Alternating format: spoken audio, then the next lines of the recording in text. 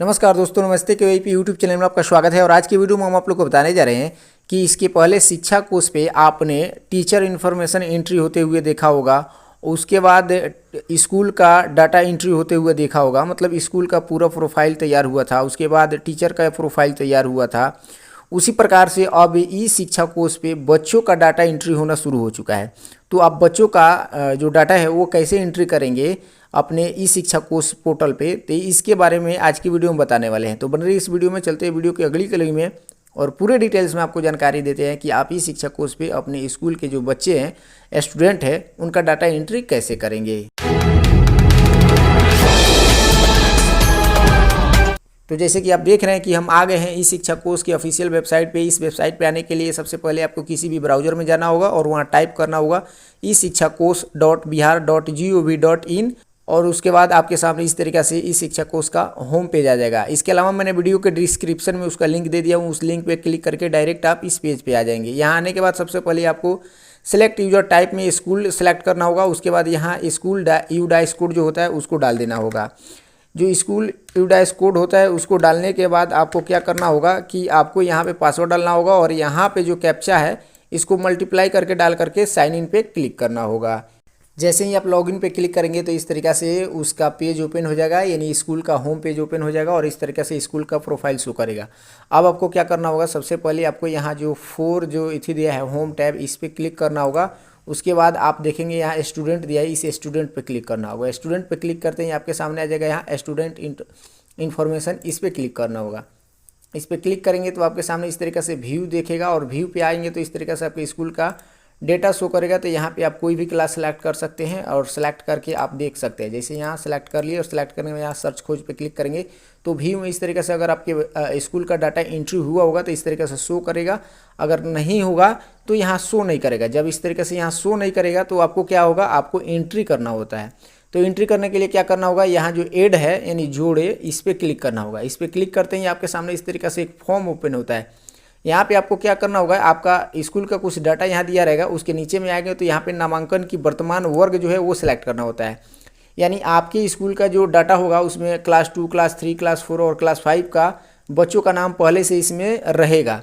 आपको करना क्या होगा कि क्लास 1 का एंट्री करना होगा। अगर आपका क्लास 8 क्लास तक है तो आपको 6 क्लास का एंट्री करना होगा। अगर आपका 9th से ऊपर का क्लास है तो आपको 9th क्लास का एंट्री करना होगा और 11th से 12th तक है तो उसमें 11th बच्चों का एंट्री करना होगा। तो यहाँ पे ये प्राइमरी स्कूल है तो यहाँ पे 2 क्लास से 5 क्लास तक के बच्चों का नेम जो है यहाँ पे है। केवल क्लास 1 के बच्चों का एंट्री करना है तो यहाँ क्लास 1 सेलेक्ट करेंगे। उसके बाद यहाँ पे ए सेलेक्ट करेंगे। इसमें कहीं कहीं क्या होता है कि कुछ बच्चे होते हैं जो 2 क्लास में या 3 क्लास में एडमिशन लिए रहते हैं तो उनका यहाँ से सेलेक्ट कर लेंगे। 2 क्लास 3 क्लास जो भी है सेलेक्ट करके उसमें हम एडमिशन जो है इनका डाटा एंट्री कर सकते हैं।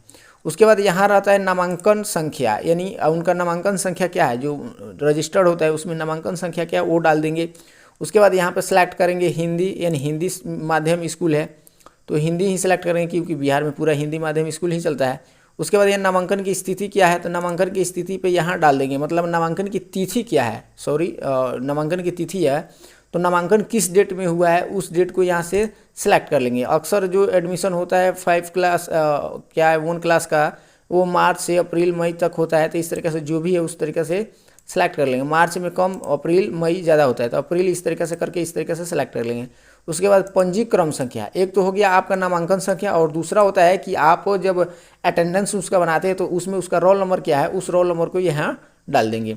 उसके बाद यहाँ कुछ नहीं करना है, नीचे आएंगे व्यक्तिगत जानकारी में तो यहाँ पे आएंगे तो बच्चे का आधार संख्या देखेंगे। अगर बच्चे का आधार संख्या है तो यहाँ डालेंगे, अगर नहीं है तो छोड़ देंगे क्योंकि बहुत सारे बच्चों का आधार नहीं होता है तो उनके जन्म प्रमाण पत्र पर एडमिशन होता है। तो जन्म प्रमाण पत्र पर एडमिशन होता है तो उनके पास आधार नहीं होगा, यानी आधार संख्या नहीं होगा तो यहाँ छोड़ देंगे। तो उनका यहाँ पे नाम डाल देंगे, यानी छात्र का नाम डाल देंगे। यहाँ पे क्या करेंगे, छात्र के आधार के अनुसार नाम डालेंगे। अगर छात्र के पास आधार है तो आधार में कैसा नाम है उस तरीके का स्पेलिंग डाल के ही यहाँ स्पेलिंग डालेंगे, यानी नाम लिखेंगे। उसके बाद यहाँ उसके पिता का नाम यहाँ लिखेंगे, उसके बाद मदर का नाम लिखेंगे और यहाँ पे उसका डेट ऑफ बर्थ सेलेक्ट कर लेंगे। डेट ऑफ बर्थ सेलेक्ट करने के बाद आएंगे तो यहाँ लिंग जो होता है उसको सेलेक्ट कर लेंगे, मेल फीमेल जो भी है। उसके बाद यहाँ जो कैटेगरी होता है उसको सेलेक्ट कर लेंगे।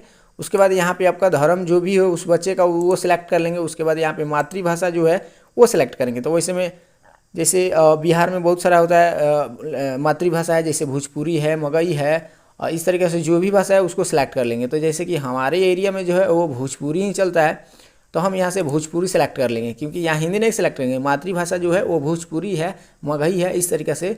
तो मगही हो चाहे भोजपुरी हो, इस तरीके से हम सेलेक्ट कर लेंगे। सेलेक्ट करने के बाद आप आएंगे यहाँ, तो यहाँ पे उनका एड्रेस में से जो लोकेलिटी होता है, यानी गांव कौन सा है वो डाल देंगे, यानी मोहल्ला जो होता है, इलाका। यहाँ पे पिन कोड डाल देंगे, यहाँ पे उनका पूरा एड्रेस डालेंगे, वर्तमान एड्रेस जो डाल देंगे। उसके बाद यहाँ पे क्या करेंगे, अस्थाई वर्तमान। तो अगर बच्चा उसी गाँव का रहने वाला है, उसी स्कूल में पढ़ रहा है, तो उसका पता यहाँ पे जो होगा वहीं यहाँ पर डाल देंगे। कुछ बच्चे होते हैं कि उनका पढ़ता है कहीं और, यानी उनका घर होता है कहीं और, वो अपने मामा यहाँ या कहीं और पर पहुनाई में यानी हितई पे में जा कर के पढ़ता है, तो उनका अस्थाई पता इसमें लिखेंगे और वर्तमान पता उसके जो जहाँ पे रह करके पढ़ रहा है वो वहाँ का डालेंगे। अक्सर बच्चे तो वर्तमान पता और परमानेंट जो एड्रेस होता है यानी अस्थाई पता सेम होता है। बीच बीच में कोई एकाध बच्चे होते हैं जो इधर उधर का रहते हैं, तो उनका एड्रेस देख करके ध्यान से उनका एंट्री कर देंगे। उसके बाद यहाँ पे आएंगे तो यहाँ देखेंगे अल्पसंख्यक है या नहीं है, उसको सेलेक्ट कर देंगे। और यहाँ पे अगर विकलांग है, दिव्यांग है, तो यहाँ यस करेंगे, नहीं तो नो कर देंगे। उसके बाद यहाँ पे क्या है, छात्र का फोटो। तो छात्र का फोटो तो अपलोड करना संभव नहीं है, इसलिए छात्र का फोटो का ऑप्शन छोड़ देंगे, उसमें कोई दिक्कत नहीं है। उसके बाद यहाँ क्या पूछ रहा है कि क्या बच्चा भारतीय राष्ट्रीय का है, तो यस है, यानी भारतीय राष्ट्रीय का है तो यस। तो यहाँ पहले से यस लगा हुआ है तो यस ही रहने देना है। इन दोनों में कोई छेड़छाड़ नहीं करना है, क्योंकि यहाँ की पूछ रहा है कि क्या विशेष आवश्यकता वाले बच्चे की शिक्षा है, तो अगर है तो डालेंगे, नहीं तो छोड़ देंगे। अक्सर ही हर स्कूल में नहीं होता है। उसके बाद क्या इस बच्चे की पहचान स्कूल से बाहर के बच्चों के रूप में की गई है, तो ऐसा नहीं होता है, तो इसलिए इसको भी नो रहने देंगे। अगर आपके यहाँ है तो यस कर देंगे। बाकी आएंगे यहाँ बच्चे बीपीएल लाभार्थी है, तो अधिकतर बच्चे जो है बीपीएल लाभार्थी ही हैं, तो इसमें क्या करेंगे, यस कर देंगे। बाई चांस कोई बच्चा है जो एपीएल होगा, जो बीपीएल कैटेगरी में नहीं होगा, तो उसको देख लेंगे। उसके बाद आर्थिक रूप से कमज़ोर वर्ग है, तो अगर आर्थिक रूप से कमज़ोर वर्ग है तो उसको यस करेंगे, नहीं तो नो रहने देंगे। उसके बाद यहाँ पूछ रहा है कि क्या अंत्योदय अन्न योजना के लाभार्थी है, तो अगर जो अंत्योदय अन्न के लाभार्थी होगा तो यस करेंगे, नहीं तो नो रहने देंगे। उसके बाद यहाँ पूछ रहा है कि पहचान के निशान डाले, तब हर बच्चे का पहचान लिखना मुश्किल है, इसलिए यहाँ पे आप छोड़ भी सकते हैं, क्योंकि यहाँ स्टार मार्क नहीं है, तो इसको छोड़ देंगे, आगे आ जाएंगे। उसके बाद आएंगे यहाँ पे जिला सेलेक्ट कर लेंगे, जो बच्चा जो है किस जिला का रहने वाला है। उसके बाद उस बच्चा किस प्रखंड में जो है वो प्रखंड का है, तो यहाँ पे यहाँ पे पूछ रहा है पूर्व विद्यालय का विवरण, मतलब जो बच्चा है वो पूर्व विद्यालय में कहाँ था इसके बारे में। तो बच्चा यहीं पे पढ़ रहा है, क्योंकि पहला क्लास का है तो यहीं पे पढ़ रहा है, दूसरे जगह से आया नहीं है। उसके बाद यहाँ पे उसका प्रखंड सेलेक्ट कर लेंगे, यहाँ पे उसके संकुल जो है यानी स्कूल का जो संकुल होता है उसको सेलेक्ट कर लेंगे। उसके बाद विद्यालय कौन सा है उसको सेलेक्ट कर लेंगे। उसके बाद यहाँ पे पूर्व छात्र की उपस्थिति, तो उपस्थिति में यहाँ छोड़ देंगे, क्योंकि नया एडमिशन है, पहला क्लास में है, तो उसका उपस्थिति पूर्व में क्या रही होगी, पूर्व में तो कुछ उपस्थिति नहीं है, क्योंकि अभी तो चल रहा है उसका क्लास।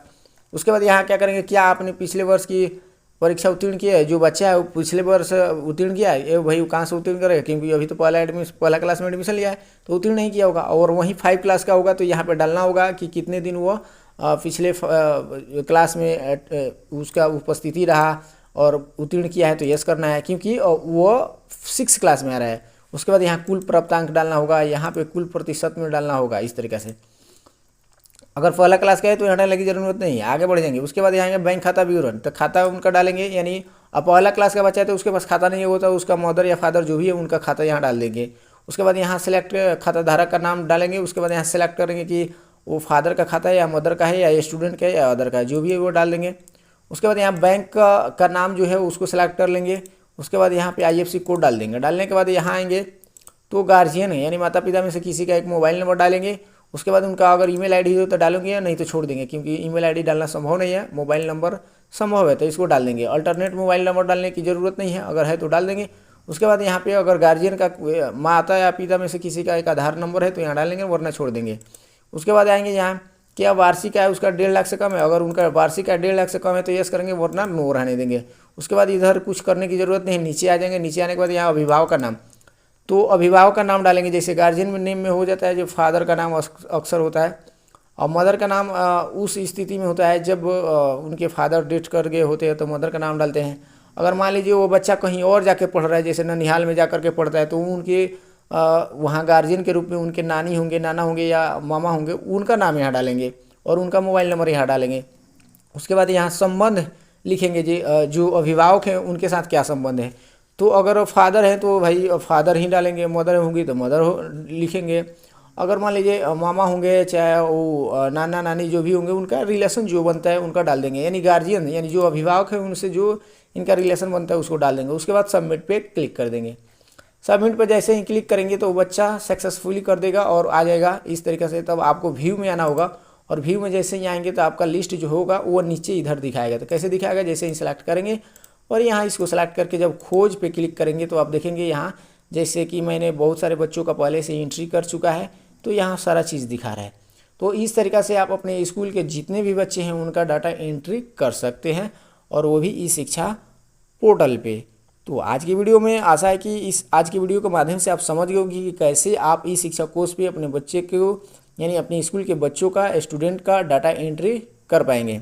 तो आज की वीडियो में बस इतना ही, फिर मिलते हैं अगले वीडियो में नई जानकारी के साथ। तब तक के लिए बहुत बहुत धन्यवाद।